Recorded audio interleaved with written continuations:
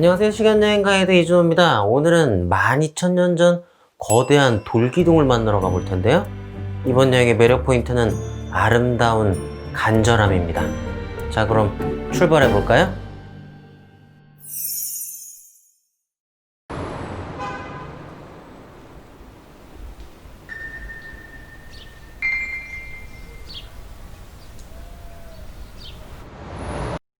조상들은 사냥과 열매 채집을 위해 이동하며 살아가던 사람들이었습니다.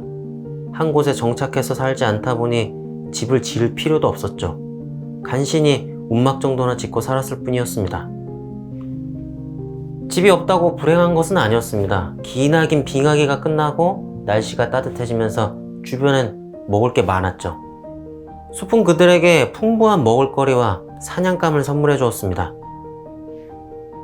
그러나 아주 먼 곳에서 의외의 사건이 이 평화를 산산조각 내버립니다. 범인은 빙하가 녹아내리며 생겨난 아름다운 호수였죠. 지금의 미국 북부 지역에 있던 한반도 전체보다 더 넓은 바다 같은 호수였습니다. 이 호수는 빙하와 높은 지형이 마치 둑처럼 둘러싸고 있었죠. 그런데 그때 소행성이 떨어지며 폭발이 일어나 둑이 무너졌고 대홍수가 시작됐습니다. 바로 이 물폭탄이 문제였습니다. 원래 대서양에는 북극까지 올라가는 따뜻한 난류가 흐르고 있었고 그 덕분에 유럽과 지중해 지역은 따뜻할 수 있었죠.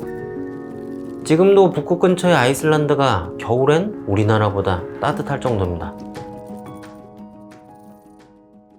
그런데 차가운 물폭탄이 이 난류의 흐름을 방해해서 난류가 북극까지 못 올라가게 된 거죠.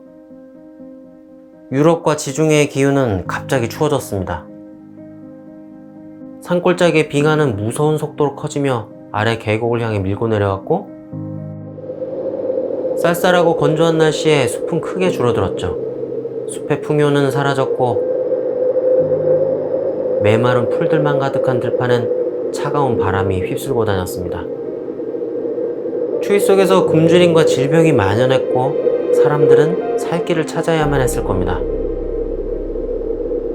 그런데 그 무렵 지금의 터키 지방엔 돌기둥으로 이루어진 신전이 세워졌습니다. 최고 20톤에 이르는 돌기둥만 수백 개인 거대한 신전이었죠. 살아남기도 힘든 그때 움막 정도나 간신히 짓고 살던 그들이 갑자기 무슨 마음을 먹고 거대한 돌들로 정말 힘겹게 신전을 만들어냈을까요? 살려달라는 기도를 하고 싶었을까요?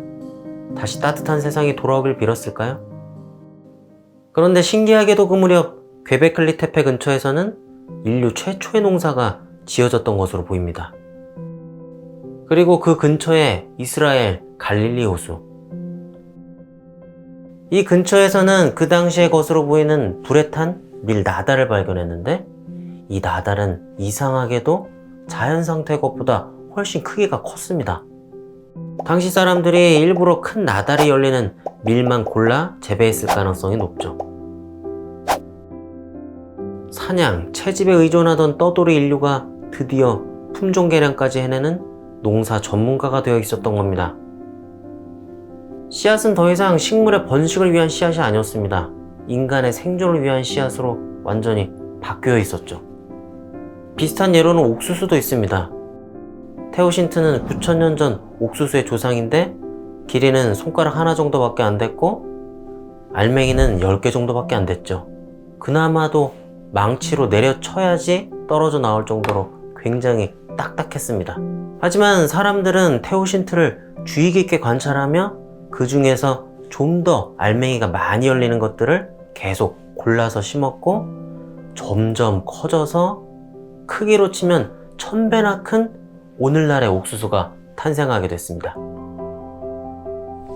풍요의 숲이 사라진 곳에서 인류는 스스로 풍요를 만들어낸 것이죠. 그렇게 농사를 짓기 시작하면서 인류는 한 곳에 정착하게 되고 문명사회를 이루게 됩니다. 굶주림과 죽음의 위기 속에서 간절히 살아남고자 했던 인류.